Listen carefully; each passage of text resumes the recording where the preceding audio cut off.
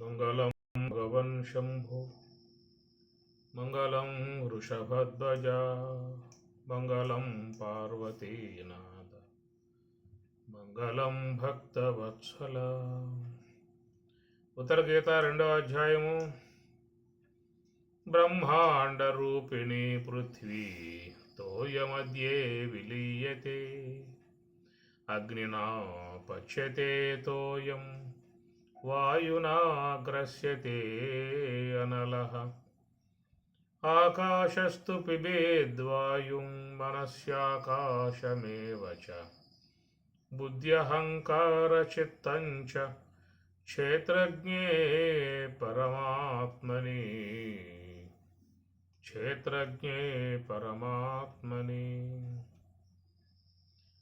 అహం బ్రహ్మేతి త్వాం ధ్యాయేతు ఏకాగ్రమనసా సకృత్ సర్వం తరతి పాప్మానం కల్పకోటిశతైకృతం. అహం బ్రహ్మ ఇతి మాం ధ్యాయేత్. మాం నన్ను, అహం బ్రహ్మ ఇది అహం నేను, బ్రహ్మ బ్రహ్మమును అనేటువంటి భావనగా ఏకాగ్రమనస సకృత్ ఏకాగ్రమనస ఏకాగ్రముగా ఉన్నటువంటి మనస్సుతో ధ్యాయేత్ నన్ను ధ్యానించును సహా అట్టివాని సర్వం తరతి పాప్మానం కల్పకోటి శతైకృతం. కల్పకోటి కోటి కల్పముల పర్యంతంగా ఏ యొక్క పాపములు చేయటం జరుగుతుందో కల్పకోటి శతై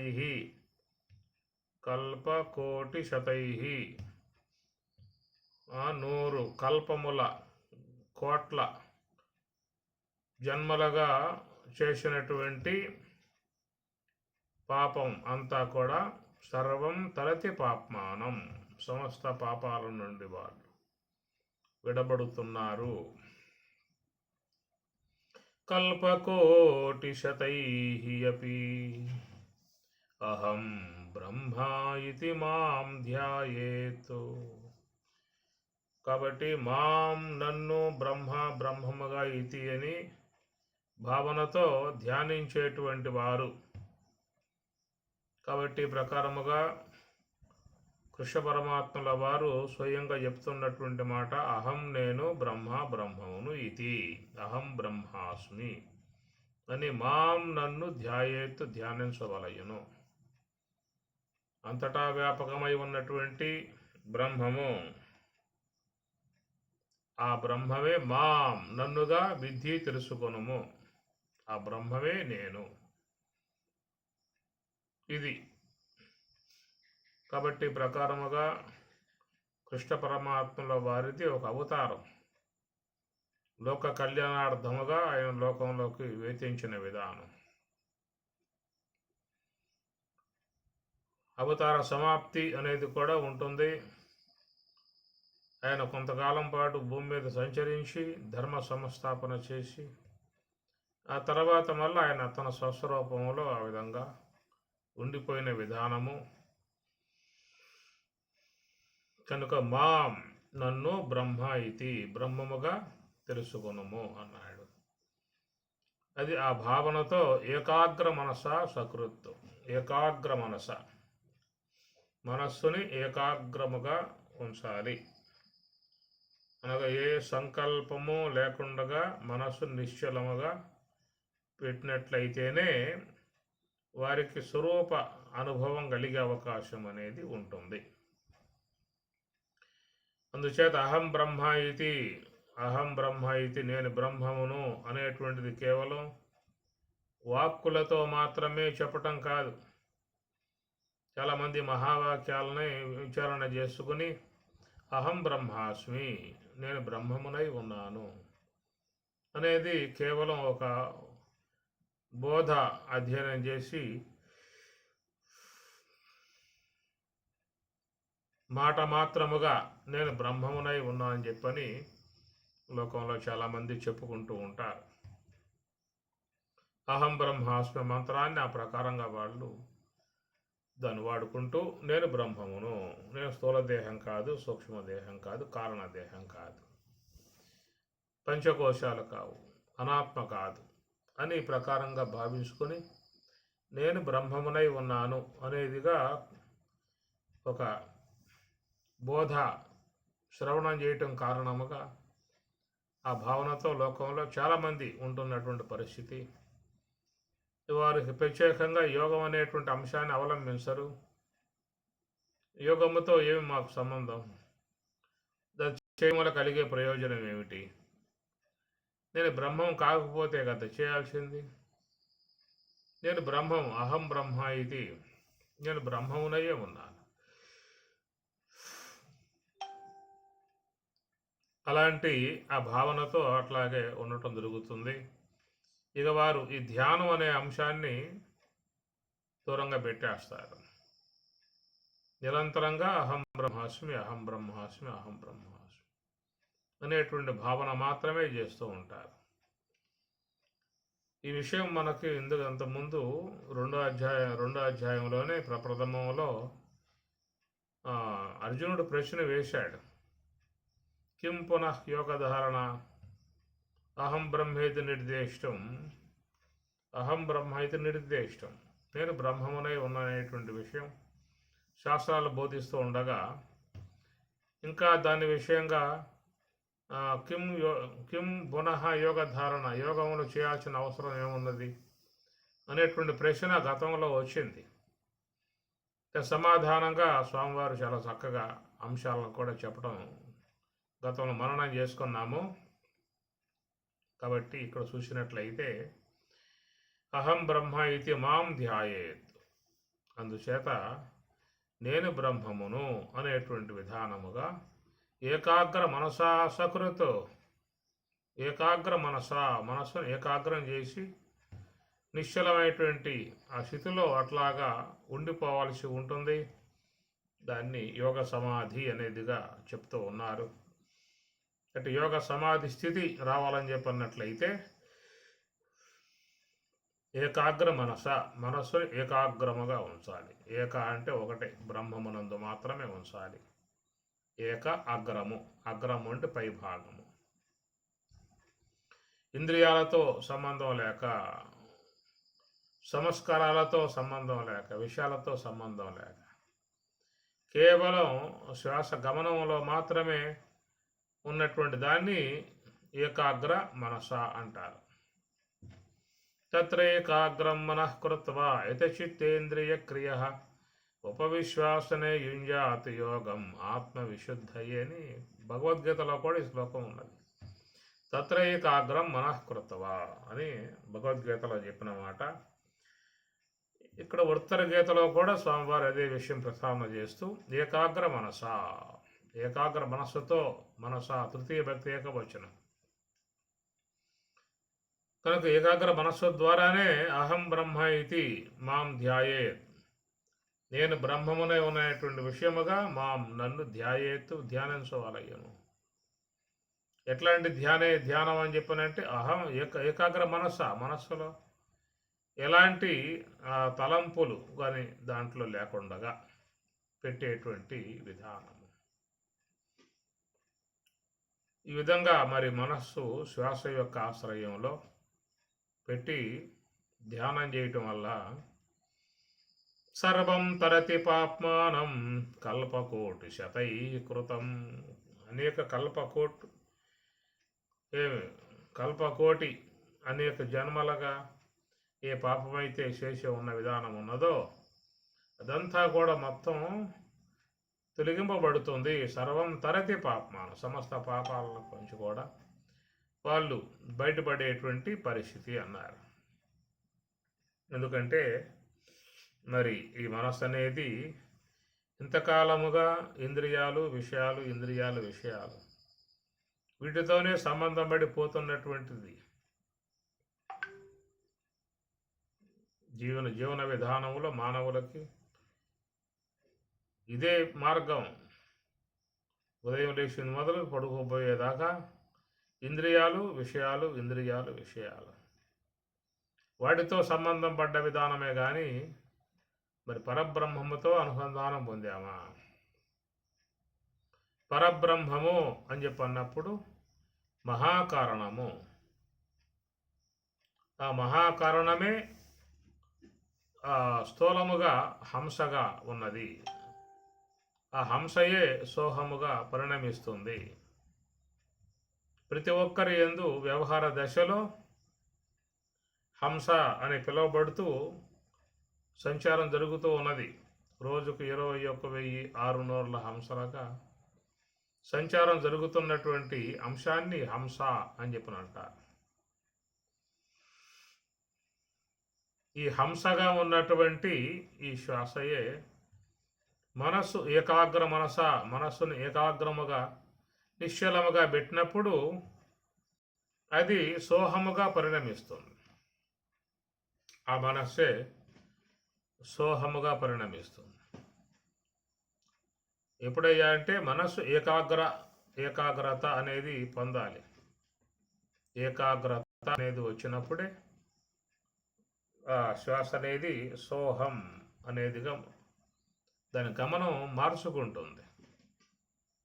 వాయో త్వమేవ ప్రత్యక్షం బ్రహ్మాసి అన్నారు. ఉత్తమే శిఖరే జాతే భూమ్యాం పర్వతమూర్ధని బ్రాహ్మణేభ్యోభినుజ్ఞాత స్తుతో మయా వరదా వేదమాత ప్రచోదయంతి పవనే ద్విజాత అన్నారు. పవనే ద్విజాత, ఆ పవనం ద్విజాత రెండవ పుట్టుక అనేదిగా చేరి ఉన్నది. ఆ రెండవ పుట్టుక అనేటువంటి అంశమే సోహం. సహా ప్లస్ అహం. సోహం అనే అంశం ఏంటంటే సహా అనగా అది ఆ బ్రహ్మం, విశ్వవ్యాపకమై ఉన్నటువంటి చేతనాత్మికమై ఉన్నటువంటి ఆ బ్రహ్మము అహం, నేను. సోహములో మీకు అదే భావన గోచరిస్తుంది. సోహం అనేది విడదీస్తే సహా అహం సోహం. కనుక ఆ బ్రహ్మమే నేననేటువంటి విధానముగా సోహం అనేటువంటిది నివృత్తి మార్గం వైపుకి ప్రయాణం చేసే విధానం. దాన్నే ద్విజాత అనే పేరుగా చెప్పుకొచ్చారు. పవనే ద్విజాత ఆయు పృథివ్యాం ద్రవిణం బ్రహ్మవర్చసం. దానివల్ల వాళ్ళకి బ్రహ్మవర్చస్సు ఏర్పడుతుంది. ఇదెవరికి ఈ శ్వాస అనేది సోహము యొక్క స్థాయిలోకి వస్తుంది అనే మాటగా చూసినట్లయితే ఏకాగ్ర మనసా సకృతో ధ్యాయేతు. ఆ మనస్సుని హంసతో చేరిస్తేనే ఏకాగ్రమవుతుంది. మనస్సుతో పెట్టకపోయాము అంటే అనేకంగా పోతుంది.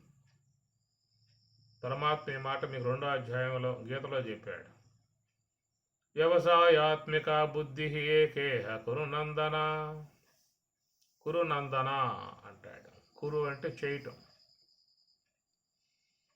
ఏ యొక్క ధ్యాన మార్గం నందు అతడు ప్రయాణం చేస్తూ ఉన్నాడు. ఆ ధ్యాన మార్గంలో ప్రయాణం చేసే విధానములో ఆనందాన్ని పొందేవాడు కాబట్టి కురునందన. కురు అంటే చేయటం. కావ్యార్థంగా పోతే కురు అంటే కురువంశం. ఆ కురువంశాన్ని ఆనందింపజేసేవాడు కాబట్టి కురునందన అనేది ఒక అర్థం. అది కావ్యార్థం. లాక్షణికార్థంగా చూసినట్లయితే కురు అంటే చేయటం. కురు అంటే చేయటం. దాంట్లో మరొక అర్థం కర్మలు చేస్తూ ఆనందించేవాడు అని చెప్పి ఒక అర్థం చెప్పుకొస్తారు. కురు అంటే చేయటం. అది హంస యొక్క ఆశ్రయంలో మనసు పెట్టి ఆ ధ్యాన యోగాన్ని కురు చేయటం. ఆ విధంగా చేయటం వల్ల స్వరూప ఆనందాన్ని పొందుతూ ఉండే విధానం కాబట్టి కురునందన. ధ్యానం చేయటం ద్వారా ఆనందాన్ని పొందేవాడు కాబట్టి కురునందన అనేది ఒక అర్థం వస్తుంది. వ్యవసాయాత్మిక బుద్ధి ఏకేహ కురునందన. ఇహ ఒకే రకము, ఒకే విధానము, ఒకే మార్గంలో ఉంటుంది అన్నాడు. అనగా ఎవరైతే ధ్యానం చేస్తూ ఉంటారో వాళ్ళ మనస్సు నిరంతరంగా శ్వాస గమనంలోనే ఉంటుంది. ఇంకెటు పోది కాదు. వాళ్ళు కూర్చున్నా, నుంచున్నా, నడుస్తూ ఉన్నా, పడుకుని ఉన్నా, ఎక్కడున్నా, ఏ వ్యవహారాల్లో ఉన్నా కానీ వాళ్ళ మనస్సు శ్వాస గమనికలోనే ఉంటుంది. అలాగా ఆ యొక్క మార్గంలో పోవటాన్ని వ్యవసాయాత్మిక బుద్ధి ఏకేహ, ఒకే విధానము అని చెప్పిన మాట. ఎవరైతే అట్టి మార్గాన్ని అవలంబింపలేదో, యోగ మార్గాన్ని ఆశ్రయించలేదో వాళ్ళ విధానం ఏంటంటే బహుశాఖాహి అనంతాహ బుద్ధయ అవ్యవసాయినాం. బుద్ధయ వారి యొక్క బుద్ధి అవ్యవసాయిన, వారి ప్రయత్నం యోగ సంబంధ ప్రయత్నం లేదు కాబట్టి బహుశాఖాహి అనంతాహ, బహుశాఖలుగా ఈ మనసు అనేది పోతూ ఉంటుంది. జ్ఞానేంద్రియ శాఖలు వాటి ద్వారా బయటి విషయాల్లోకి పోయే విధానం, అది బహుశాఖాహ అన్నారు. అనంతాహ, అనంత పోకడలు. అనంత అనే మాట మీకు మనసు యొక్క సంబంధ ఆలోచనల కింద వస్తుంది. ఈ వచ్చేటువంటి ఆలోచనలు ఇన్ని అని చెప్పని కాదు, ఒక క్షణానికి ఎన్నో ఆలోచనలు వస్తూ ఉంటాయి. రోజు మొత్తం మీద కొన్ని వేల ఆలోచనలు వస్తూ ఉంటాయి. ఇలాగా అనేక ఆలోచన పరంపరల్లో ఉన్నటువంటి మనస్సు చూసినట్లయితే అనంతాహ అని పరమాత్మ ఇన్ని సంకల్పాలు అని చెప్పటానికి అవకాశం లేని విధానం. ఎందువల్ల ఈ విధంగా రావటం అంటే అవ్యవసాయిన, వాళ్ళకి ప్రయత్నం లేదు, యోగ ప్రయత్నం లేదు. యోగ ప్రయత్నం లేని కారణంగా వాళ్ళ మనస్సు పరిపరి విధాల పరిగెడుతూ ఉంటుంది. అదే యోగమును శీలించే వాళ్ళైతే చక్కగా వాళ్ళ మనస్సు ఏకాగ్రంగా నిశ్చలంగా ఉంటుంది, ఉన్న చోటే ఉంటుంది. అది ఎంపర్లాడే పరిస్థితి దానికి రాదు. యోగంతో కూడి ఉన్న వాళ్ళ మనస్సు సమాధానం పడి ఉంటుంది. అందువల్ల వాళ్ళు ఏకాగ్ర మనస అన్నట్లుగా నిశ్చల యోగ తత్వాన్ని వాళ్ళు శీలిస్తూ అట్లాగే ఆ తన్మయత్వంతో ఆత్మ యొక్క ఆనందాన్ని పొందుతూ ఉంటారని పరమాత్మ 2వ అధ్యాయంలో చెప్పిన మాట. సాధన చేయకుండా ఉన్నటువంటి వాళ్ళు, ఈ సాధన చేసేవాళ్ళు అనేటువంటి 2 అంశాల మీద స్వామివారి శ్లోకంలో వ్యవసాయాత్మిక బుద్ధి ఏక ఇహ ఏకేహ, ఏక ఇహ ఏకేహ. ఇహ అనగా ఈ ధ్యానమునందు ఏక, ఒకే విధంగా ఉంటుంది. ఏ ఆలోచన రాదు, ఎలాంటి విధానంగా లేదు. కేవలం ఆత్మ యొక్క ఆనందాన్ని ఆస్వాదిస్తూ నిజల స్థితిలో ఆత్మ యొక్క శాంతిని, పరమశాంతిని పొందుతూ ఉన్న పరిస్థితి. అలాంటి ఆ సాధనా సంబంధం అంశం లేకపోతే బహుశాఖాహి అనంత. బహుశాఖలంటే అనేక ఇంద్రియాల ద్వారా బయటకు పోయేది బహుశాఖలు. అనంతాహ అంటే ఆయన మనసులో సంస్కారాలు పుడకరించి ఒక ఉవ్వెత్తున ఆలోచన పరంపర ప్రవాహం సాగుతుంది కాబట్టి లెక్కబెట్టే అవకాశం లేదు. అందువల్ల స్వామివారు కూడా అనంతాహ అన్నారు, ఆ మాట వాడేశారు. అట్లా ఈ ప్రకారంగా మరి ఎవరి యొక్క అంతఃకరణం మరి సాధన యందు లగ్నమై ఉంటుందో ఆ సాధనలో ఉన్నటువంటి వారి యొక్క పరిస్థితి, సాధన లేకుండా ఉన్నటువంటి వారి పరిస్థితి, రెండు కూడా మనం లోకంలో గమనించవచ్చు.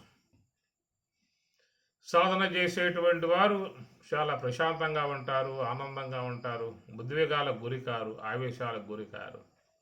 ప్రతి విషయాన్ని కూడా చక్కగా అర్థం చేసుకుని అవగాహనతో వాటిల్లో ప్రవర్తించే విధానం ఉంటుంది. కనుక మరి వాళ్ళ జీవన విధానమే ఎలాంటి సమస్యలకు గురి కాకుండా, ఉడిదుడుకులు లేకుండా ప్రశాంతంగా సాగిపోయే విధానంగా ఉంటుంది.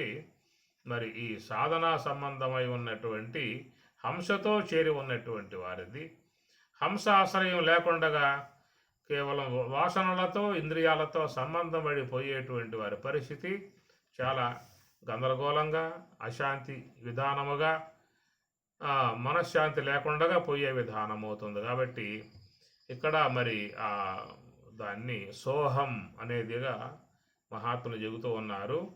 అది పవనే ద్విజాత అని గాయత్రి మహామంత్రం. ఆ పవనం, ఆ గాలి ద్విజాత, రెండవ పుట్టుకగా ఉండేటువంటి విధానం కనుక దాంతో ఉన్నటువంటి వారు పరమశాంతి ఆనందాన్ని పొందే అవకాశం ఏర్పడుతుంది. అట్లా కాకుండా ఈ వ్యవహార అంశాలలో మునిగి ఉన్నటువంటి వారికి ఇది సోహం ఉండదు, కేవలం హంసగా మాత్రమే సంచారం చేస్తూ ఉంటుంది. ఇంద్రియాల ద్వారా బహిర్గతంగా పోయే వాళ్ళకేమో హంసగా ఉంటుంది. హంస యొక్క ఆశ్రయంలో, శ్వాస యొక్క ఆశ్రయంలో నివృత్తి మార్గంలో ప్రయాణం చేసేటువంటి వారికి అది సోహము అనే అంశము ఉంటుంది. దీని విషయం చాలా చక్కగా మహాత్ములు చెప్పుకొచ్చారు. ఏమి కాబట్టి ఆ ప్రకారముగా ఏకాగ్ర మనస, ఆ మనస్సుని ఏకాగ్రము అంటే అగ్రము అంటే పై భాగము, అగ్ర అంటే పై భాగము, అగ్ర అంటే పై భాగము, ఏక అంటే ఒక్కటై ఉన్నటువంటిది, అదే పరబ్రహ్మ స్వరూపం శ్వాస. దాంతో ఉంటేనే మీకు మనస్సు ఏకాగ్రమయ్యే అవకాశం ఉన్నది, నిశ్చలమయ్యే అవకాశం ఉన్నది. దేంతో పెట్టినా కానీ మనస్సు నిశ్చలంగా ఉండే అవకాశాలు ఉండవు. ఇది గమనించుకోవాల్సిన అంశము. కాబట్టి ఆ ప్రకారం పరమాత్మ ఎక్కడ చెప్పుకొచ్చేది ఏకాగ్ర మనసా సకృత్తు, మనస్సును ఏకాగ్రముగా పెట్టి కనుక ఆ మనస్సు హంస యొక్క ఉండగలిగితే అనేక కల్పకోటి శతై, అనేక వందల కోట్ల జన్మలలో చేసిన పాపమంతా కూడా మొత్తం పోతుంది అనే మాట స్వామి చెబుతూ ఉన్నారు ఇక్కడ. ఇది చూస్తే ఒక అతిశయోక్తిగా కూడా కనపడే విధంగా ఉంటుంది. సర్వం తరతి పాపమానం కల్పకోటి శతై అపి.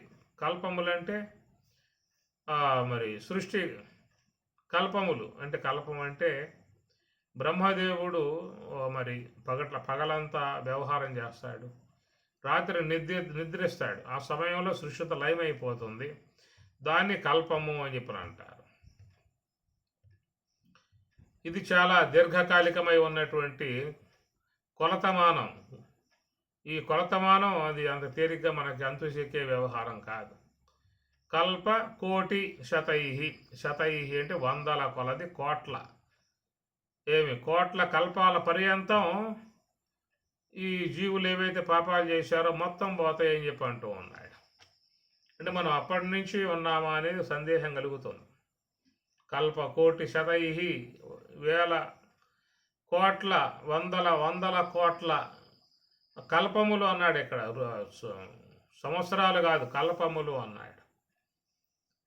ఇది ఏంటంటే మరి చూస్తే లోన ఉన్నటువంటి జీవుడు ఆయన ఎప్పటి నుంచి ఈ జన్మ పరంపరలో వస్తున్నాడో మనకు ఆ విషయం ఇక్కడ అర్థం అవుతుంది.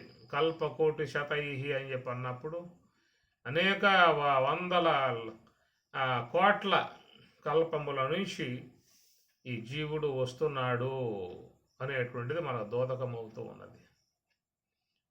ఉండి ప్రాణియుగములు జన్మించు, ప్రాణహాని లేదు ప్రళయమునను. నువ్వేమని కూడా చెబుతున్నమాట. అందువల్ల మనం కొత్త వాళ్ళమా అని చెప్పానంటే మనం చాలా పాత వాళ్ళము. ఎంత పాత వాళ్ళము అని చెప్పన్నట్లయితే కల్పకోటి శతై, వందల కోట్ల కల్పముల నుండి అన్నాడు. అప్పటి నుంచి ఈ జీవుడు నడుస్తూనే ఉన్నాడు, వస్తూనే ఉన్నాడు.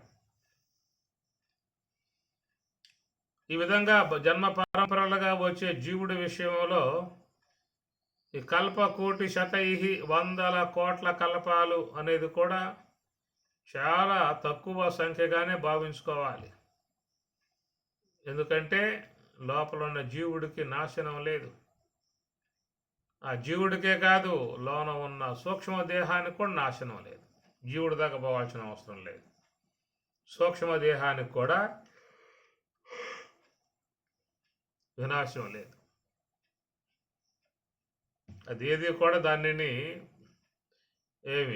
నైనం చందంతి శస్త్రాన్ని నైనం తహతి పావకః నచైనం క్లేదయంత్యాపో నశోషయతి మారుత అని పరమాత్మ అన్నమాట.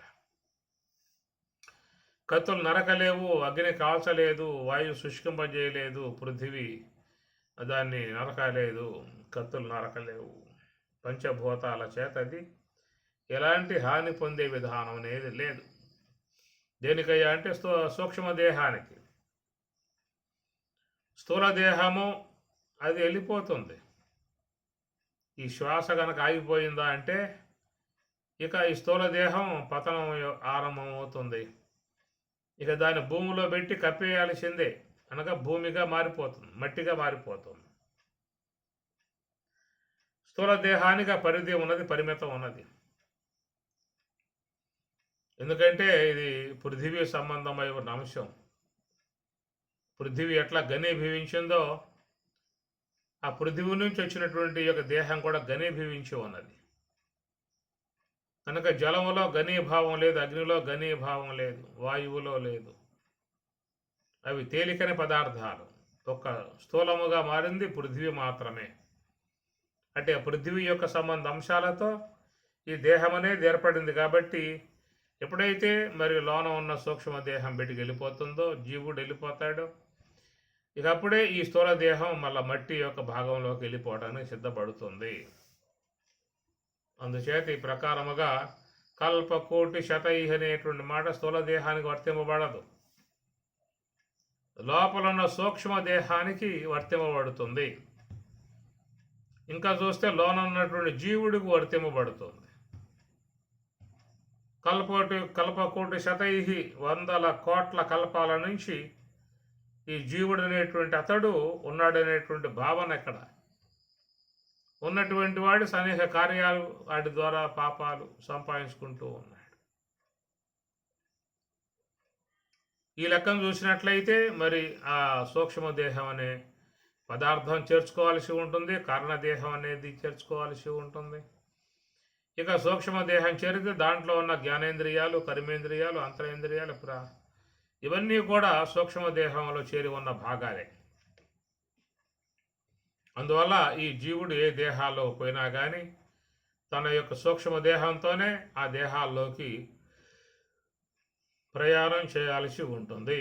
ఎవరు ఈ శరీరం వదిలిపెట్టినా కానీ వాళ్ళు సూక్ష్మదేహం గల ఇంద్రియములతో చేరి ఉన్నటువంటి వారై వేరే దేహంలో ప్రవేశించినప్పుడు అక్కడ మళ్ళా ఈ సూక్ష్మదేహ సంబంధ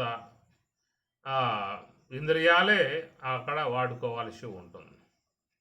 ఎందుకంటే ఏ దేహంలో పోయినా కానీ ఆ దేహంలో మరి నేత్రము ఉన్నది, చెవులు ఉన్నాయి, ముక్కు ఉన్నది, నోరు ఉన్నది, చేతులు, కాళ్ళు అన్నీ ఉన్నాయి. ఏ దేహంలో పోయినా ఉన్నాయి, జ్ఞానేంద్రియాలు ఉన్నాయి. అందుచేత లోన ఉన్నటువంటి సూక్ష్మదేహానికి హాని లేదు. నైనం చందంతి శస్త్రాన్ని అనే శ్లోకం చూసినట్లయితే అది కేవలం స్థూల దేహానికి వర్తించే అంశమే కానీ అది సూక్ష్మదేహాన్ని ఏమీ చేయలేవు. కత్తులు నరకలేవు, అగ్ని కాల్చలేదు, వాయువు శుష్కింపజేయలేదు. ఇది సూక్ష్మదేహ సంబంధ అంశం. అలాంటి ఆ సూక్ష్మదేహముతో అందరూ చేరి ఉన్నారు. ప్రతి ఒక్కరిలో కూడా ఈ సూక్ష్మదేహం ఉన్నది. ఎందుకంటే మరి ఆ సూక్ష్మదేహం లేకపోయిందా అంటే కేవలం జీవుడు మాత్రమే ఉన్నాడు అంటే వ్యవహారం లేదు. కేవలం స్థాణులాగా ఉంటాడు.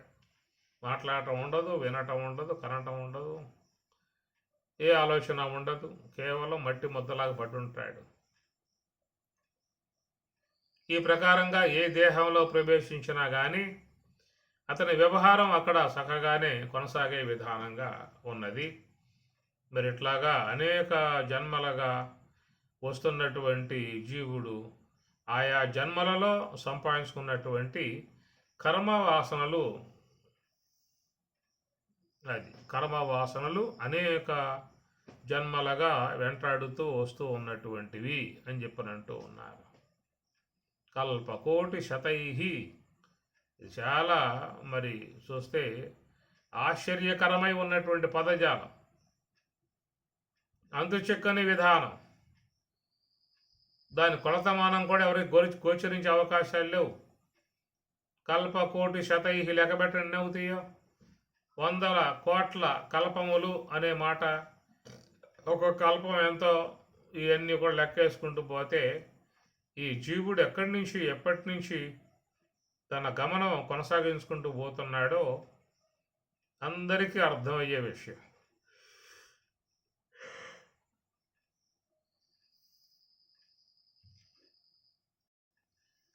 అనేక శరీరాలలో సంపాదించేటువంటి సంస్కారాలు సూక్ష్మదేహాలు పడుతూ వస్తూ ఉన్నాయి. ఏమండి, సూక్ష్మదేహంలో పడే కర్మవాసనలు కల్పకోటి శతై, వందల కోట్ల కల్పాల పర్యంతం ఈ కర్మంతా సూక్ష్మదేహంలో ఉందా అన్నట్లయితే మరి ఆ సూక్ష్మదేహం అనేది ఆకాశాంశముతో చేరి ఉన్నది. ఆకాశము నిండదు. కదలని ఆకాశాంశము కదిలిడి పవనమును చేరి గద మనసయ్యన్. కదలని ఆకాశాంశము కదిలిడి పవనమును చేరి గద మనసయ్యన్ అని సూక్ష్మదేహం యొక్క విషయం చెబుతూ, ఆకాశాంశము కలిగి ఉన్నటువంటిది సూక్ష్మదేహము. అందువల్ల అది నిండదు, ఆకాశం నిండదు. ఆకాశో వ్యవకాశస్య ఆకాశం వ్యాపితం చేయత్తు ఆకాశస్య గుణశబ్ద నిశ్శబ్దో బ్రహ్మముచ్యతే. ఆకాశం ఎలాంటిదయ్యా అంటే అవకాశం ఇస్తూ ఉంటుంది. ఎంత లెక్కన బో, ఆకాశం పైకి పోతే ఏమన్నా గోడ తగులుతుందా? ఇంతవరకు ఆకాశం ఉందండి అని చెప్పని అవకాశాలు ఏమైనా ఉన్నాయా? అక్షర అంబరాంత ధృతే అని మనకి బ్రహ్మసూత్రం. అంబరాంత అనే పదం వాడారు బ్రహ్మసూత్రాల్లో. ఆకాశ పర్యంతం వరకు అన్నాడు. ధృతేహే ధరింపబడి ఉన్నది బ్రహ్మముతో జగత్తంతా కూడా.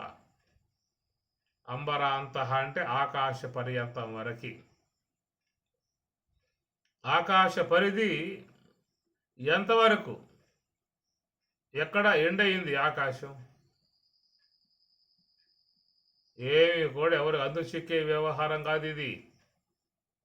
ఈనాడు మనం చూసేటువంటి ఆకాశంలో వినివీధిలో కొన్ని లక్షల కోట్ల నక్షత్రాలు, ఎన్నెన్నో గెలాక్సీలు, కోట్ల గెలాక్సీలు, లక్షల కోట్ల గెలాక్సీ అని చెప్పని అంటారు. ఒక గెలాక్సీ అంటే కొన్ని లక్షల కోట్ల నక్షత్రాల సమూహం, దాన్ని గెలాక్సీగా చెప్పుకొచ్చారు. కొన్ని లక్షలు కోట్లు చేరి ఉన్న సమూహాన్ని తేజోపుంజం, పాలపంత, అది ఒక గెలాక్సీగా అన్నారు. ఇలాంటి ఇంకెన్ని ఉన్నాయంటే ఎన్ని ఉన్నాయో లక్షలే అంటారు. అంతవరకు మనం చూసిందేం లేదు. ఇలాంటి గెలాక్సీలు ఎన్నో ఉన్నాయి అని చెప్పిన అన్నారు. మరి ఇన్ని గెలాక్సీలు, ఇన్ని లక్షల కోట్ల సమూహాలతో ఉన్నటువంటి నక్షత్రాలకు మరి అవకాశం ఇచ్చింది అంటే, ఇచ్చినటువంటి ఆకాశం ఇంకెంత ఉండాలి?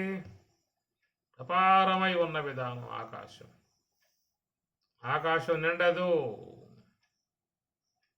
ఆ నిండినటువంటి యొక్క ఆకాశ అంశతో సూక్ష్మదేహ నిర్మాణం చేయడం జరిగింది. కాబట్టి ఆ సూక్ష్మదేహంలో వీడు ఎన్ని జన్మలు ఎత్తినా, ఎంతెంత కర్మ సంపాదించుకున్నా, ఆ సూక్ష్మదేహంలో పడే కర్మ సూక్ష్మదేహం నిండదు.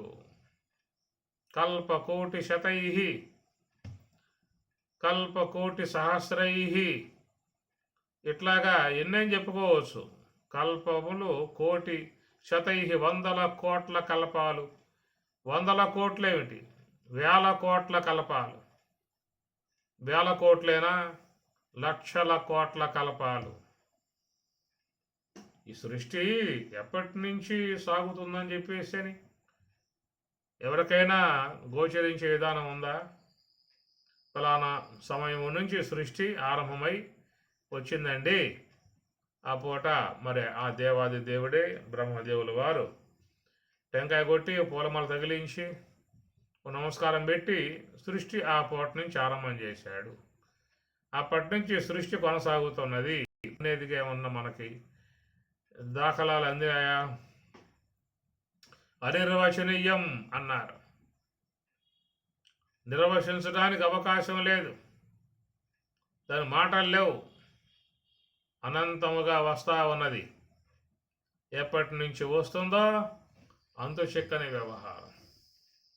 మన శివరాత్రి సందర్భంలో ఆ జ్యోతి స్వరూపమై ఉన్నటువంటి పరమశివుడు నా యొక్క తుది ఎవరైతే గుర్తిస్తారో, నా మూలాన్ని ఎవరు గుర్తిస్తారో వారే మీలో గొప్పవాళ్ళు అని చెప్పని చెప్పినప్పుడు హంసవాహన రూఢుడై బ్రహ్మ ఊర్ధ్వలోకాలకి వరాహ రూపముగా భూమిని త్రవ్వుకుంటూ విష్ణువు అధోలోకాలకు ప్రయాణం చేసినట్లుగా మనకి చెప్తారు. ప్రతి శివరాత్రి సందర్భంలో శివపురాణ అంశముగా చెప్తారు. అలా బ్రహ్మ ఎంతకాలం పోయినా కానీ ఇంకా అది అంతు లేదు, పొంతు లేదు. ఈ కథాంశం అందరికి తెలుసు. బ్రహ్మదేవుడు అంతటి మహానుభావుడికి ఎంత లేకపోయినా కానీ దాని కొస కనపడే విధానంగా లేదు. అనంతముగా వ్యాపకమై ఉన్నటువంటి విధానము. అలాంటి ఆ అనంత కాలముగా ఈ జీవులందరూ కూడా వస్తూ ఉన్నారు, ప్రయాణం చేస్తూ వస్తూ ఉన్నారు. ఇలాగా వచ్చిన జీవులు ఈ పూట ప్రస్తుతం ప్రజెంట్లో ఈ దేహాలు అనేటువంటివి కలిగి ఉన్నటువంటి పరిస్థితి. దాదాపుగా అందరూ కూడా బాల్యం దాటి యవనం దాటి వృద్ధాప్య దశకు వచ్చేశారు. ఇక రేపో మాపో అన్నట్లుగా కూడా కొంతమంది కనపడుతున్న పరిస్థితి. ఏ పూట యమధర్మరాజు పాశం వేస్తాడో, ఏ పూట మృత్యువు కనికరం కలిగి సమ్ముఖానికి వచ్చి సగౌరవంగా తీసుకుపోతుందో ఎవరికి కూడా అంతు చిక్కే వ్యవహారం కాదు. ఇట్లాగా ఎన్ని దేహములు, స్థూల దేహాలు మట్టిలో కలిసిపోతూ ఉన్నా కానీ లోన ఉన్న సూక్ష్మదేహం మాత్రం అట్లా కొనసాగుతూ ఉన్నది. ఆ సూక్ష్మదేహంతో చేసేటువంటి ఏ కర్మలైతే ఉన్నాయో సర్వం తరతి పాపానం సర్వం తరతి పుణ్యానం. కనుక లోపలికి పుణ్యం అనే అంశం వస్తుంది, పాపం అనే అంశం వస్తున్నది. ఇలాగా కల్పకోటి వేల కొలది కోట్ల కల్పములుగా ఈ జీవుడు చేస్తున్నాడు అనేటువంటి మాట చూసినట్లయితే ఇది ఒక ఆశాస్పదముగా కాదు, అందరికీ అర్థమయ్యే విషయము. ఎన్ని కోట్ల కల్పములుగా ఈ సూక్ష్మదేహం అనేది అనేక జీవుల దేహాలు ధరిస్తూ వస్తున్నదో అనే విషయం మనకు అర్థమవుతుంది. మరి ఈ పూటతో ఏమైనా అంతమైందా? ఈ పూటతో ఆగిపోతుందా? ఈ జన్మతో ఆగిపోతుందా అనేటువంటి యొక్క విషయం కూడా ఎవరికి కూడా పూర్తిగా తెలిసే అంశముగా లేదు. ఈ జన్మతో ప్రసమాప్తి, ఇక ఈ దేహముతో లాస్టు, ఇక మళ్ళా రాబోయే కాలంలో ఇక ఏరే దేహాలు పొందే విధానముగా లేదు అనేమన్నా మనం అనుకోగలమా? ధైర్యంగా ఎవరైనా చెప్పగలుగుతారా? ఇంతటితో సమాప్తి, ఇక రాబోయే కాలంలో నాకు ఈ దేహాలు అనేటువంటివి రావు, ఇక నేను ఈ జన్మరాహిత్యం అనేటువంటి దాని నుంచి విడబడుతున్నాను, జన్మ పరంపర నుంచి విడబడుతున్నాను అనే మాట ఏమన్నా చెప్పగలిగే అవకాశం ఎవరికైనా ఉన్నదా? ఈ విషయాన్ని భతృహరి మాత్రం అందంగా చెప్పుకొచ్చాడు. మాతర్మేదిని తాత మారుత సఖే తేజస్సు బంధో జల. మాతర్మేదిని తాత మారుత సఖే తేజస్సు బంధో జల. ఓ పంచభూతాలారా, మాత మేదిని, ఓ భూమి అమ్మ, అంత్య ప్రణామాంజలి అన్నాడు. అమ్మా భూమాత నీకు తుది నమస్కారం అమ్మా అన్నాడు. మాతర మేదిని తాత మారుత సఖే తేజ సుబంధో జల. సుబంధో జల, జలం గారు, ఓ జలదేవత, నువ్వు బంధువులాగా నన్ను ఎప్పుడూ కూడా ఆదరిస్తూ వచ్చావు కనుక నీ యొక్క సేవనం వల్ల నాకు ప్రాణాలు నిలబడ్డాయి, ఇంతకాలం బతికున్నానని చెప్పనంటే నీ అనుగ్రహం. సుబంధో జల, నువ్వు చాలా నాకు చక్కగా సన్నిహితంగా ఉన్నటువంటి బంధువు అన్నాడు. తాత మారుత, మారుత వాయువా, నువ్వు నన్ను తాతలాగా ఎంతో చక్కగా అనునయించి నన్ను చక్కగా ఆశ్రయించి నా జీవనాన్ని నువ్వు కాపాడేవి ఎంతకాలం పాటు, కాబట్టి మారుత తాత అని చెప్పను అన్నాడు. సఖే తేజ, తేజ ఓ అగ్ని భగవాన్, నువ్వు సకుడవు, నాకు ఎమ్మటే ఉండి అన్ని విధాల నాకు సహకరించావు. దేహమంతా కూడా 98.4 ఉండి శరీరాన్ని ఎప్పుడు కూడా కళావంతంగా తేజవంతంగా కాపాడావు. జఠరాగ్నిగా, మూర్ధాగ్నిగా, నేత్రాగ్నిగా ఉండి శరీరమంతా కూడా పవిత్రముగా నిలబెట్టగలిగావు. అందువల్ల సఖే తేజ, నువ్వు సకుడవయా, నాకు స్నేహితుడు, మంచిగా ఉన్నావు. ఈ ప్రకారముగా మీ యొక్క ఆశ్రయంలో కల్పకోటి శతై, వందల కొలది కోట్ల కల్పాల పర్యంతం మీ సాహచర్యంలో నా జీవన గమనాలు జరిగాయి. దాని ఒక్కడి మాటే కాదు, మనందరి మాట. లోన ఉన్న జీవుడు నాశనం లేదుగా. జీవుడిని ఎవరు నశింపజేసే అవకాశాలు లేవు. సూక్ష్మదేహమే నాశనం కాదు. కాబట్టి ప్రకారముగా సఖే తేజ, అగ్నిదేవుడా, నీతో కూడా నాకు చక్కటి స్నేహభావనగా కొనసాగింది. ఎంతకాలము అని చెప్పానంటే ఇక్కడ చెప్పినటువంటి కల్పకోటి శతై, కల్పకోటి సహస్రై, కల్పకోటి ఇంకెంతని చెప్పుకోవచ్చు. మనం ఎప్పటి నుంచో వస్తూ ఉన్నాం. ఇంతకాలముగా మీ యొక్క సాహచర్యంలో నాకు దేహం రావాలని చెప్పినట్టు మీ సహకారం ఉండాలి. పంచభౌతికమైన భవనంబు దేహంబు. కాబట్టి దేహం పంచభూతాత్మికం.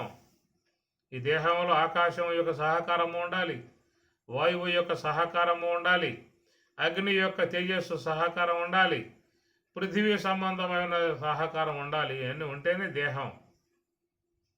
అందుచేత ఈ పంచభూతముల యొక్క ఆశ్రయం అనేక దేహముల ద్వారా మీ యొక్క ఆశ్రయాన్ని పొందటం జరిగింది.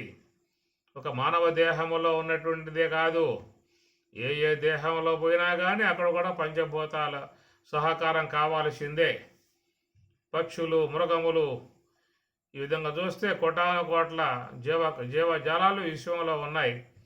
అలాంటి యొక్క జీవ సముదాయములో ఎప్పటి నుంచి కొనసాగించుకుంటూ నేను వస్తూ ఉన్నాను.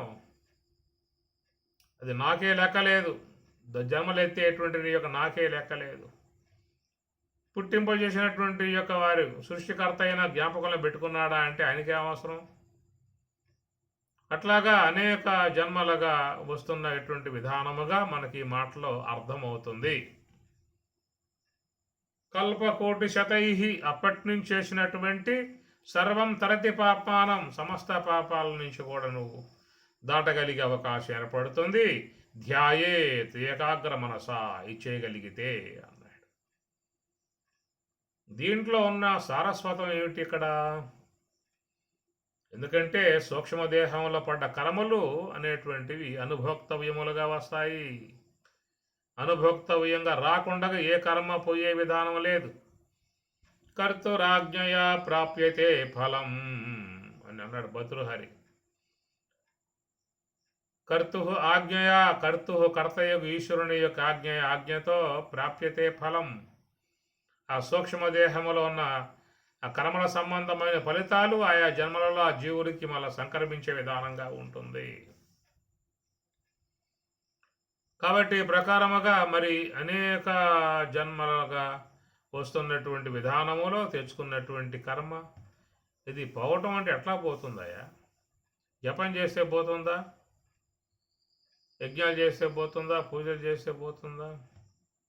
అన్నట్లయితే ఈ కర్మలు ఆచరించే విధానములో కనుక వాటి సంబంధమై ఉన్న కర్మ పుణ్యం అది వచ్చి పడుతుంది. ఇతరులను భేదించి, ద్వేషించి, వాళ్ళని బాధించే విధానంగా ఉన్నటువంటి కర్మ పాపరూపముగా సూక్ష్మదేహంలో చేరిపోతుంది.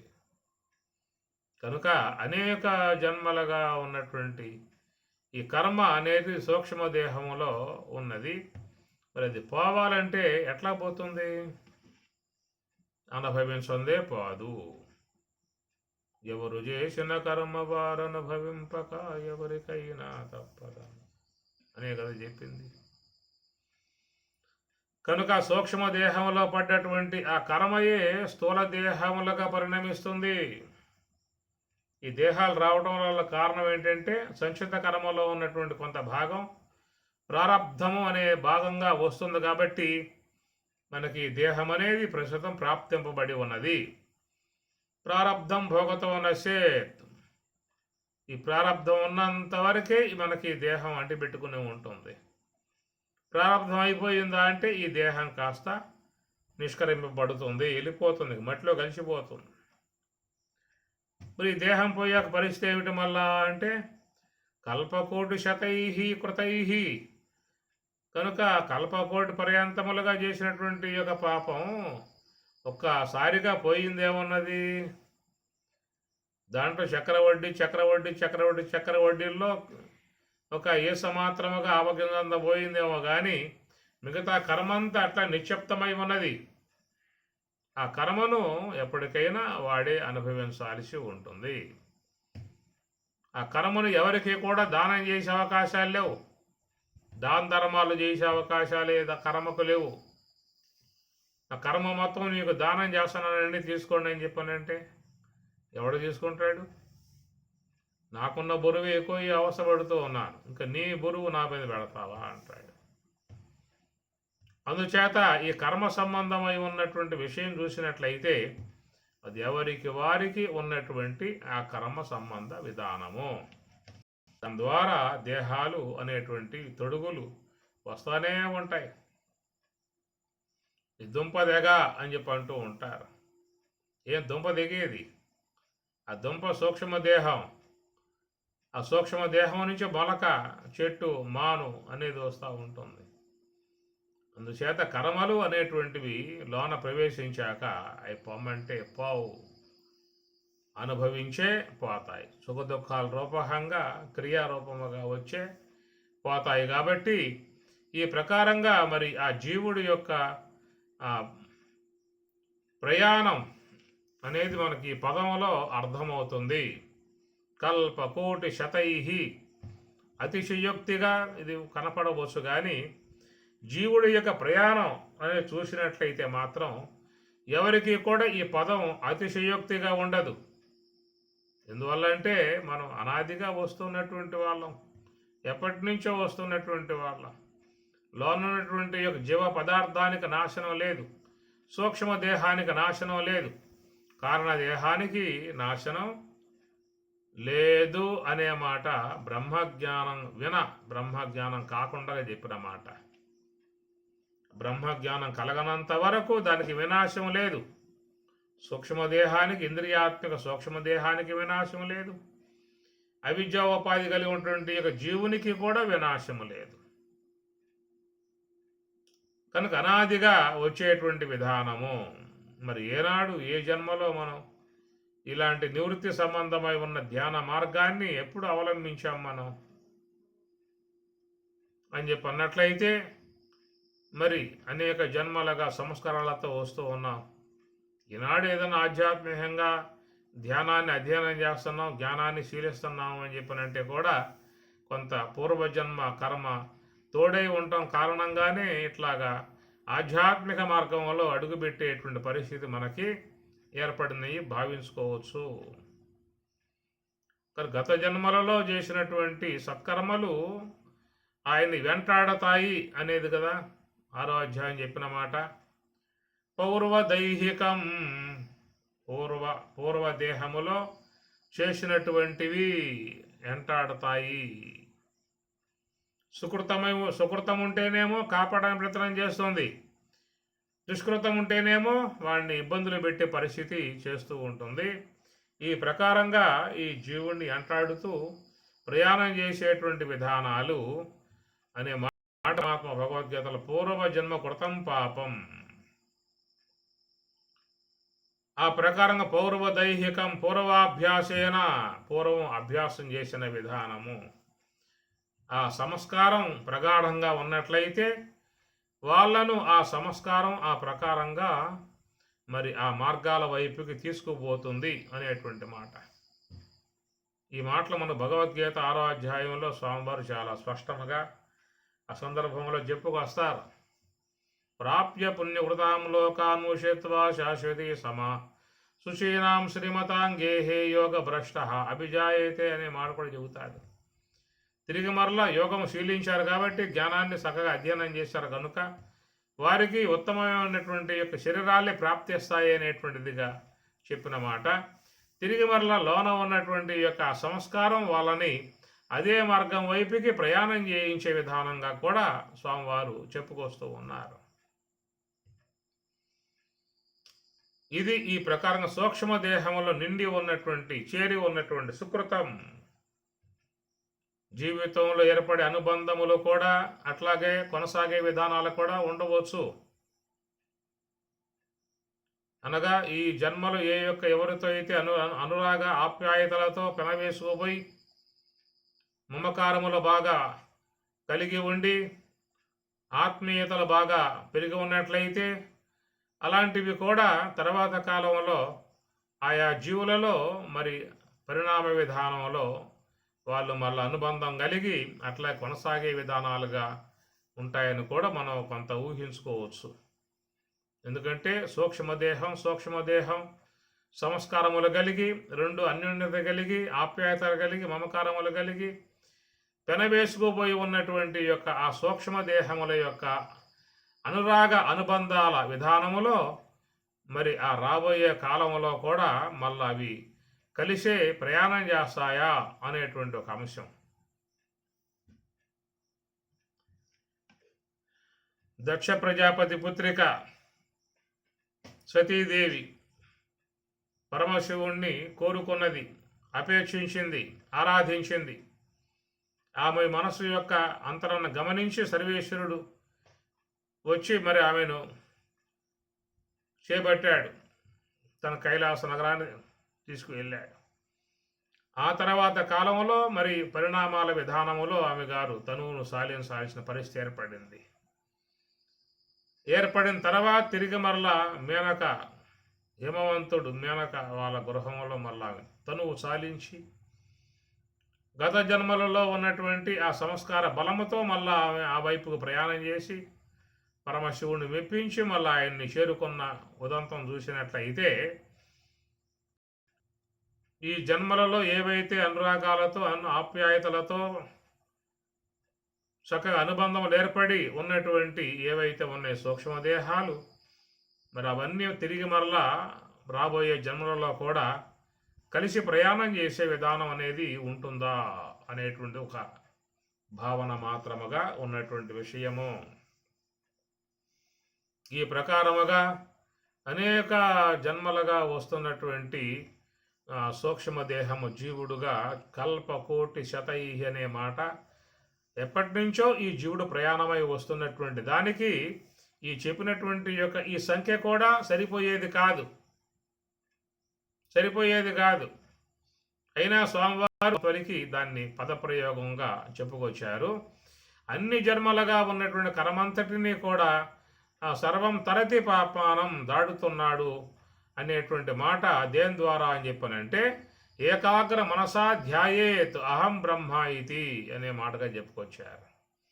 ఎందుకంటే అహం బ్రహ్మ ఇతి, అహం నేను బ్రహ్మముని ఇతి అయి ఉన్నాననేదిగా నన్ను భావించి ధ్యాయేత్ ఏకాగ్ర మనస ధ్యానం చేస్తారో ఈ ప్రక్రియ ద్వారా కలిగేటువంటి యొక్క విధానం ఏంటంటే మరి దీనిని అంతర్యాగము అనే పేరు పెట్టారు. ఈ మనస్సును ఏకాగ్రపరచి ఆలోచన లేకుండా నిశ్చలముగా హంస యొక్క ఆశ్రయమునందు ఉంచి ఆ నివృత్తి మార్గ విధానముగా పోయేటువంటి దానికి అంతర్యాగము జ్ఞానయజ్ఞము అనే పేరు పెట్టారు.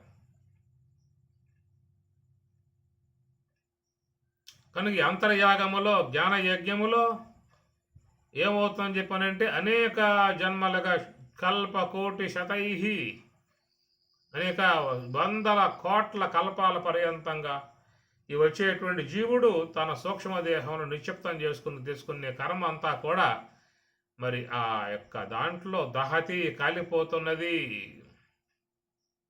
అంటే సర్వం తరతి పాప్మానం అనే మాటకి ఏంటంటే ఎట్లా దాడుతున్నాడు అని చెప్పనంటే మరి అనేక జన్మలుగా చేరి ఉన్న కర్మ సూక్ష్మదేహంలో ఉంది కాబట్టి అది ఒక జ్ఞానాగ్ని ద్వారా బ్రహ్మాగ్ని ద్వారా కాలిపోతున్నది.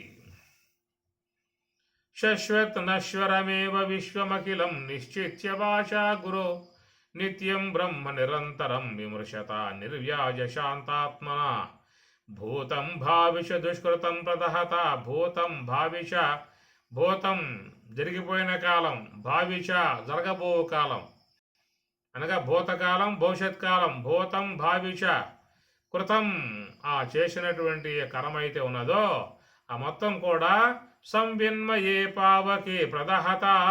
శంకరాచార్యుల వారు మనీషా పంచకంలో ఈ మాట అంటాడు. ప్రదహత, దహత దహింపబడుతుంది, కాలిపోతుంది. సంవిన్మయే పావకే, సంవిన్మయే పావకే, ఆ చిదగ్ని ఆత్మాగ్ని బ్రహ్మాగ్నవు బ్రహ్మణాహుతం అన్నారు కదా. అలాంటి ఆ బ్రహ్మాగ్నిలో ప్రదహత కాలిపోతున్నది. భూతం భావిచ, గతంలో అనేక జన్మలలో చేసిన కర్మ కానీ రాబోయే కాలంలో చేసే కర్మ కానీ మొత్తం కూడా ప్రదహత కాలిపోతుంది అన్నాడు. సర్వం తరతి పాపానం, సమస్త పాపాల నుంచి తరతి దాటుతున్నాడు అని చెప్పనంటే ఒక్క జ్ఞానాగ్ని ద్వారా తొలగింపజేసుకోవాల్సిన అంశమే తప్ప ఇక మిగతా ఏ మార్గాల ద్వారా పోయే అవకాశం కాదు. మనం ఆచరించేటువంటి సత్కర్మలు ఏవైతే ఉన్నాయో అవన్నీ కూడా మరి ఆ సుకృతముగా ఏర్పడి సూక్ష్మదేహంలో ప్రవేశించి వానికి ఉత్తమ దేహాలు, ఉత్తమ భోగాలు, ఉత్తమ జన్మలు ఇచ్చేవిగా ఉన్నాయే తప్ప మరి ఆ లోపల ఉన్నటువంటి కర్మను కాల్చివేసే విధానంగా మాత్రం లేదు. దాన్ని కాల్చివేసే విధానముగా స్వామివారు చెప్పిన మాట భగవద్గీతలో, దాన్ని బ్రహ్మాగ్ని, ఆత్మాగ్ని, ఆత్మ సంయమ యోగాగ్నౌ అన్నారు. యథైధాంసి సమిద్ధోగ్ని భస్మసాత్ కురుచేద్వన జ్ఞానాగ్ని సర్వకర్మాణం భస్మసాత్ కురుతే తదా. యథా ఏదాంసి, బాగా మండేటువంటి అగ్నిలో కట్టెలు వేసినట్లయితే అవన్నీ కూడా భస్మమైనట్లుగా జ్ఞానాగ్ని సర్వకర్మాణి భస్మసాత్, అట్లా జ్ఞానాగ్నిలో మొత్తం కాలిపోతున్నాయి అన్నాడు. అది ఎట్లా ఏర్పడుతుంది? అహం బ్రహ్మ ఇది నిర్దేష్టం, అహం బ్రహ్మేతి మాం ధ్యాయేత్ ఏకాగ్ర మనసా సహా. ఒక నివృత్తి మార్గ సంబంధంశములో చెప్పిన మాట ఇది. ప్రవృత్తి మార్గముగా పోయేవన్నీ కూడా కర్మలు, ఎన్ని యజ్ఞములు, యాగములు, పూజలు, వ్రతములు ఏమైనా చేయి, మొత్తం ప్రవృత్తికి సంబంధించిన అంశాలే. ఈ ప్రవృత్తి మార్గ విధానములో వాళ్ళకి ఏంటంటే సుకృతం వస్తుంది. ఆ సుకృతం చేత చక్కటి సద్గతులు, సజ్జన్మలు అన్నీ కూడా మంచి జరిగే అవకాశం ఉంటుంది. అందుచేత కల్పకోటి శతైహి, అంతకాలముగా మనం వస్తున్నాం కాబట్టి అప్పటి నుంచి వస్తూ నెట్టుగా పెరిగిపోయింది. అది మనం అనుభవించాలంటే ఇంకెన్ని కల్పకోటి శతాలు దేహాలో ఇంతకాలముగా వచ్చినటువంటి కర్మంతా కూడా దాన్ని మళ్ళీ పూర్తి చేసుకోవాలంటే మళ్ళీ ఇక్కడ చెప్పినట్లుగా కల్పకోటి శతైహి సహస్రైహి, ఇన్ని కల్పాల పర్యంతం మళ్ళీ దేహాలు ధరిస్తూ ఆ కర్మ అనుభవించాల్సి వస్తుంది. ఆ సంచిత కర్మయే ప్రారంధముగా వస్తుంది, అది చేయింపబడుతుంది. ఆ ప్రారంధం చేయిస్తూనే తిరిగి మళ్ళా ఆగామి కర్మ కూడా మళ్ళీ తోడయ్యే పరిస్థితి కూడా ఉన్నది. దీని ద్వారా వగదిగే అవకాశాలు లేవు. జన్మ పరంపరలుగా పోవడమే తప్ప అది వగదిగే అవకాశాలు లేవు. అది తీసివేసుకోవాలని చెప్పనంటే ఇక్కడ చక్కటి ఉపాయంగా స్వామివారు చెబుతూ, ఏకాగ్ర మనసా మాం ధ్యాయేతో, ఏకాగ్ర మనసుతో నన్ను ధ్యానం చేయగలిగితే అహం బ్రహ్మ ఇది, నేను బ్రహ్మమునై ఉన్నాను అనే భావనగా ధ్యానం చేయాలంటే ఎక్కడ అవుతుందా పని? ఈ మహాకారణాత్మకమై ఉన్నటువంటి యొక్క శ్వాస, అది పరబ్రహ్మ స్థలముగా చెప్పిన మాట. వాయో త్వం ఏవ ప్రత్యక్షం బ్రహ్మాసి, నువ్వు బ్రహ్మమై ఉన్నావన్నాడు. అలాగా పరబ్రహ్మగా ఉన్నటువంటి ఆ శ్వాస యొక్క ఆశ్రయం అదే అహం బ్రహ్మ ఇది మాం ధ్యాయేత్. ముందు అక్కడ శబల బ్రహ్మ అన్నారు, లేదా బ్రహ్మ అన్నారు. ఆ పరబ్రహ్మ స్థలములో నిలబడ్డటువంటి వారై మరి శుద్ధ బ్రహ్మం వైపుకు ప్రయాణం చేసినప్పుడు ఆ శుద్ధ బ్రహ్మం వద్దకు పోతున్నటువంటి ఆ భాగములో, అంతర్యాగములో చేరి ఉన్నటువంటిది అగ్నిగుండం, బ్రహ్మాగ్నిగుండం. దాంట్లో మొత్తం కూడా చాలా కల్పకోటి శతైహి, అనేక కోట్ల కల్పాల పర్యంతంగా వచ్చిన కర్మంతా మొత్తం కూడా భస్మసాత్, బూడిదిగా చేయబడుతుంది అన్న.